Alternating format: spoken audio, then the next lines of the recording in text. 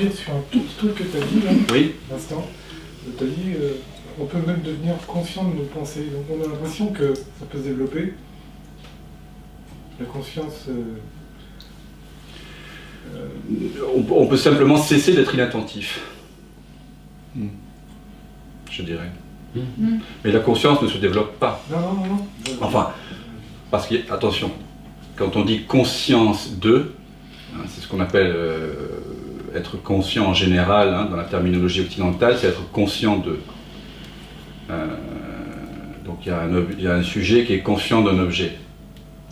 Ici, quand on parle de la conscience, c'est une conscience qui n'est pas un sujet personnel. C'est la conscience dans laquelle apparaît l'apparent sujet et l'apparent objet. L'objet et le sujet apparaissent tous deux dans cette conscience. Le visage qui regarde un autre visage, c'est un sujet qui regarde un objet. C'est deux objets en fait. C'est un sujet qui se prend pour un objet qui regarde un autre objet. Ça, c'est ce qu'on appelle, en termes classiques, la conscience. Hein. Je suis conscient de. Ce qu'on appelle la conscience ici, la conscience, c'est cet espace dans lequel apparaît à la fois l'apparent sujet qui regarde un apparent objet. Donc la conscience ne se développe pas, mais à un moment donné, elle cesse de se prendre pour un sujet qui regarde un objet. Tout simplement. Ça se fait tout de suite. Tu peux pas être l'un et l'autre en même temps. C'est soit tu vois le serpent, soit tu vois la corde. Quand tu vois que le serpent, c'est pas un serpent, c'est une corde, c'est fini. Oui, bien sûr. Quand tu as tiré sur la barbe du Père Noël, c'est fini, tu peux plus y croire. Ouais. Non, je pensais à des gens qui ont une telle présence, enfin qui vivent dans une telle présence et une telle conscience que même auprès d'eux, c'est vibrant. Bien sûr. C'est comme si on allait vers on est aimanté. Une source où là, on est aussi plus présent. Bien sûr. Et du coup, plus conscient. Bien sûr. Tu parlais de la nature tout à l'heure. Pourquoi tu vas dans la nature? Parce que la nature, l'arbre ne se prend pas pour un arbre. Ouais. Et donc on se sent bien. On se sent bien auprès des êtres qui ne se prennent pas pour quelqu'un. Et dans la nature, ça ne se prend pas pour quelqu'un. Et moins une personne se prend pour...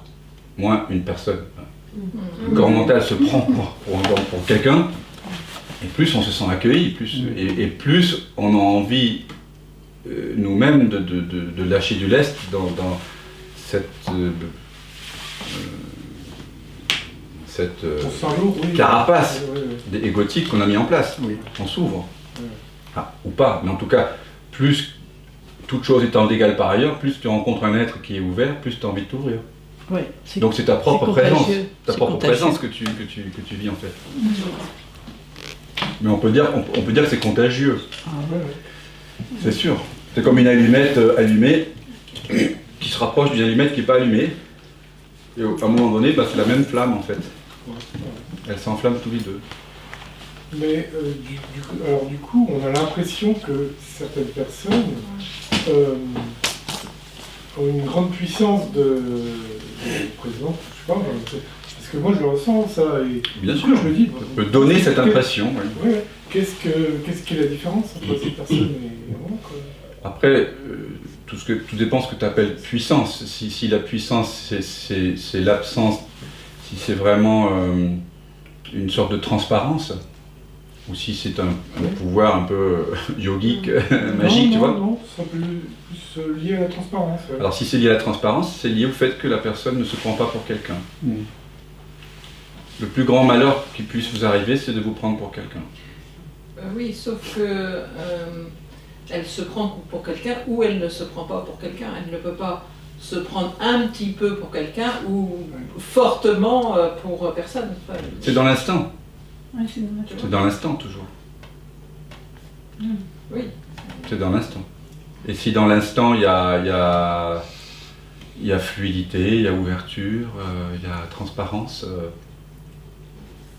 en fait, plus vous regardez à partir de l'espace, là, que vous avez tous découvert en vous-même, ça c'est votre vraie nature, plus vous regardez à partir de cet espace, moins vous regardez à partir de l'imaginaire d'être quelqu'un. Plus vous regardez à partir de l'espace, moins vous avez quelque chose à conquérir, à défendre, à affirmer. On est bien naturellement à côté de quelqu'un qui n'a pas besoin de s'affirmer, de se rassurer. Quelqu'un qui ne se prend pas pour quelqu'un. C'est un peu ça la jauge. Et donc vous êtes appelé vous-même, cet être qui ne se prend pas pour quelqu'un, même si c'est 1 heure par jour, quand vous êtes en présence de cette transparence, la transparence émerge naturellement en vous-même, non? C'est contagieux, oui. Oui, mais sauf que... Mais ça n'appartient pas à quelqu'un. Ça n'appartient pas à quelqu'un, mais on a l'impression qu'il y a comme quelque chose qui se développe ou alors qu'on se dit, à travers nos lectures, que cette personne-là, elle est installée dans cet état, et puis que nous, on y va de temps en temps, puis je sais pas, il y a quelque chose qui... Attention, oui, à tout cet imaginaire. Oui, bien sûr. Les gens ne sont pas installés. Voilà. Le fait d'en discuter, ça permet de clarifier un peu les choses. Oui. D'abord, tu ne vis pas 24 heures avec cette personne. Ouais. Tu lis des livres, tu regardes des vidéos, tu regardes dans une conférence.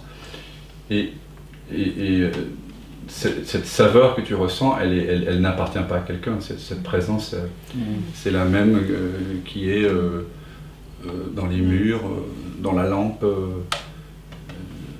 C'est la même unité. Il n'y a qu'un dans tout l'univers. Il n'y a qu'une substance. Ouais.